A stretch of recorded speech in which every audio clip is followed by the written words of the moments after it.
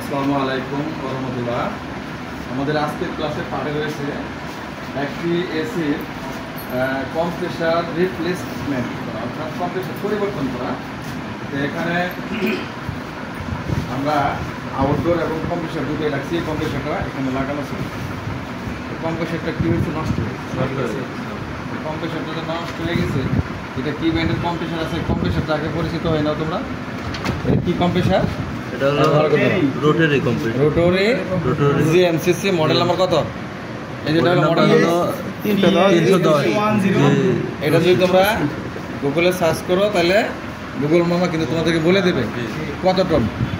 1.5 ton আসবে। ঠিক আছে? গ্যাসের নাম্বার কত? R22। আচ্ছা, এই কম্প্রেসারটার মধ্যে এখানে কি আছে? এটা হলো কি? এটা হলো কানেক্টর টার্মিনাল। এখানে কি কি লেখা আছে?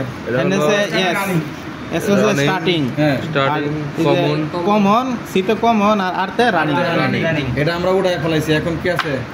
এটা আমাদের সিল আছে। সিলে কি লেখা আছে? আচ্ছা, এখন কিছুই নাই। তারপরে আমরা কি করব? এখন অ্যাভোমিটারের সাহায্যে রানিং স্টার্টিং কমন বের করবো।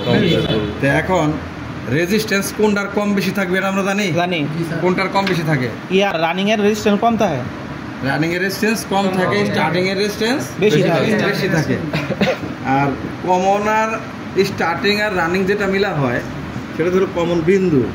তাহলে কমন বিন্দু থেকে আমাদের মাপতে হবে একবার রানিং এ একবার স্টার্টিং। কিন্তু কোনটা রানিং কোনটা কমন এটা তো আমাদের বের করতে হবে, তাই না? আচ্ছা, এখানে যেহেতু আছে আমরা ওই বিষয়ে গেলাম না। এই কম্প্রেসারের এখানে দেখো দুইটা পয়েন্ট আছে। কোনটার কি নাম? এটা হইছে এটা হলো সাকশন ডিক্সাস প্রেসার। এটা ডিক্সাস, এটা সাকশন। এটা হলো সাকশন। আর এই মোটা এটা কি? ইকোমোলেটর। এটা হলো ইকোমোলেটর। তাহলে এটা হলো ইকোমোলেটর, এটা হলো ডিক্সাস। ঠিক এখানে এইভাবে বসানো ছিল, তাই না? তো এখানে ইকোমোলেটরের সাথে লাগানো ছিল কোনটা? এই পাইপটা, যেটাকে তোমরা কি বলো? সাকশন। আর ডিক্সাসের সাথে লাগানো ছিল কোন পাইপটা? এই পাইপটা, যেটাকে তোমরা কি বলো? ডিক্সাস। ঠিক আছে? এখন আমরা এই কম্প্রেসারটা অপারেশন করছি কারণ কম্প্রেসারটা এটা নষ্ট হয়ে গেছে। তাহলে এখন নতুন কম্প্রেসার আমরা আনছি। নতুন কম্প্রেসার কিন্তু আমাদের ফিটিং হবে। তো কম্প্রেসারটা একটু নিচে নামায় রাখো, তাহলে আমাদের কাজটা করতে সুবিধা হবে। ওই দিকে নিচে নামায় রাখো। আমরা যেহেতু কম্প্রেসার এখন দেখাই দিচ্ছি, তো এইখানে দুইটা বাল্ব আছে। এই বাল্বটার নাম কি? এই bulb service bulb. Service bulb হলো ডিক্সাস সার্ভিস। ঠিক আছে? Liquid service bulb. এখানে কিন্তু তোমার বাল্ব বন্ধ করতে হবে। সেলাই রেঞ্জ নাও, অ্যাডজাস্টেবল রেঞ্জ। এই যে এটা খোলা আছে। এটাতে কিন্তু লাগবে না, খোলা আছে।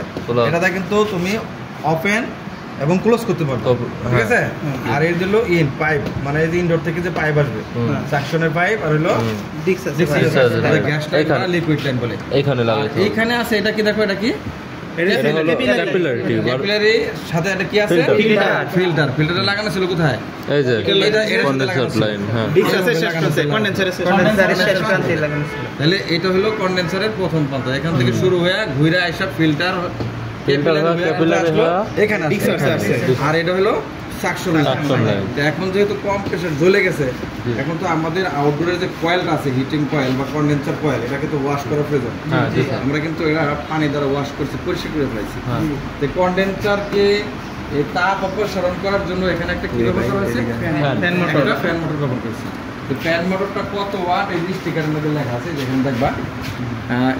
এটা উঠে গেছে, অবশ্য দেখা যাচ্ছে না, এটা দেখবা, দেখে নিবা তোমরা। তাহলে এটা হলো একটা double part condenser. Double layer. এই যে এক লেয়ার, এটা হলো আরেক লেয়ার। এটা খুলছে কেনা, কাটছে কেনা?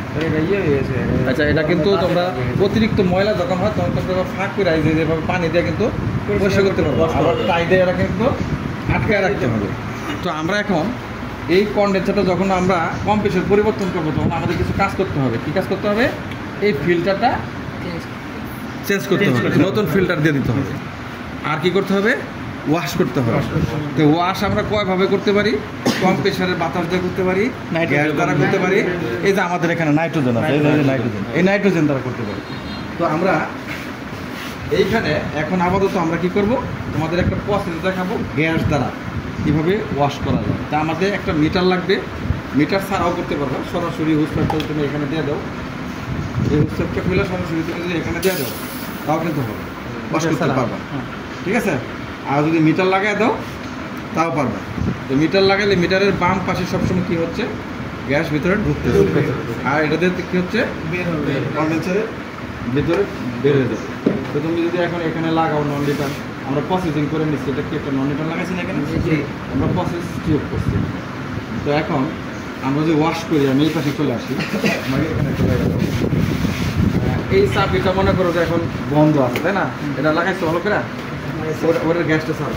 ওয়াশটা আমরা কীভাবে করবো, চাপ গ্যাস ছাড়ো, ছাড়ছো, এখন এটা লুজ দাও, তোমরা যে কোনো একদম লুজ দাও, হ্যাঁ ঠিক আছে, হ্যাঁ লুজ দেওয়া থাক। এখন এই দেখো এখানে চাপ আসছে, ঠিক আছে, এভাবে ছাড়বো,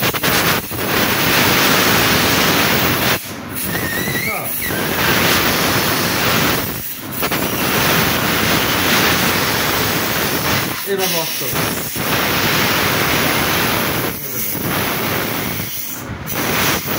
হ্যাঁ বন্ধ করো। এর ভিতরে কালি থাকবে, এই কালিগুলাকে তোমাকে পরিষ্কার করতে হবে।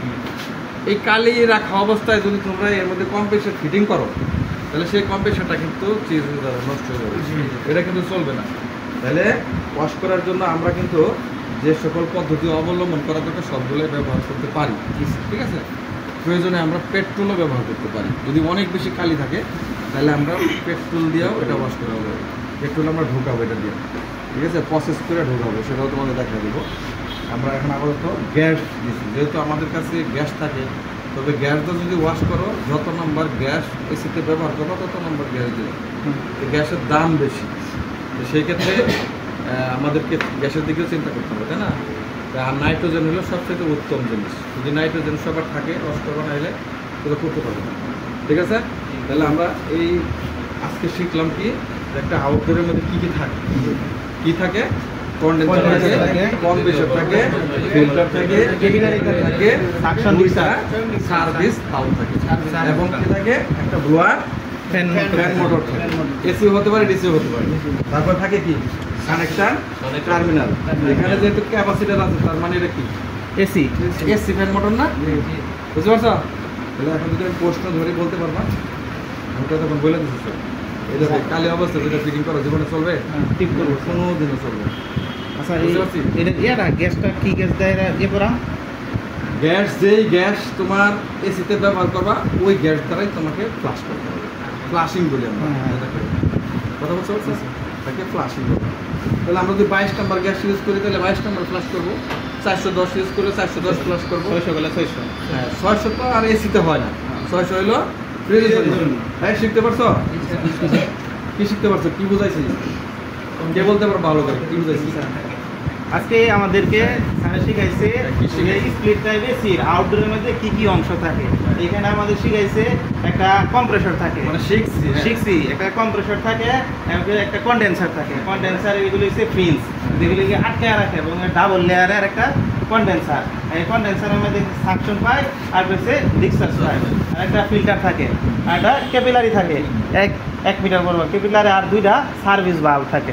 আর এই সার্ভিস, ঠিক আছে, কিভাবে বলছি সবাই বলতে পারবো তো, কারণ তোমার সব মুখস্থ করতে হবে। তুমি যদি প্রত্যেকটা অংশের নাম বলতে পারো, প্রত্যেকটা জিনিসের কাজ বুঝতে পারো, তাহলে তোমাকে কর্মক্ষেত্রে যা কাজগুলি সুন্দরভাবে করতে পারবে। আর যদি তুমি খালি কাজ করেই যেতেছো কিন্তু কোন জিনিসের কী কাজ কীভাবে করতে হবে ওইগুলি বুঝো না, তাহলে তুমি কিন্তু কাজে সাকসেস হতে পারবে না, বুঝতে পারছো। তাহলে আজকের মতো এ পর্যন্তই, আসসালামু আলাইকুম, সবাই ভালো থাকবে।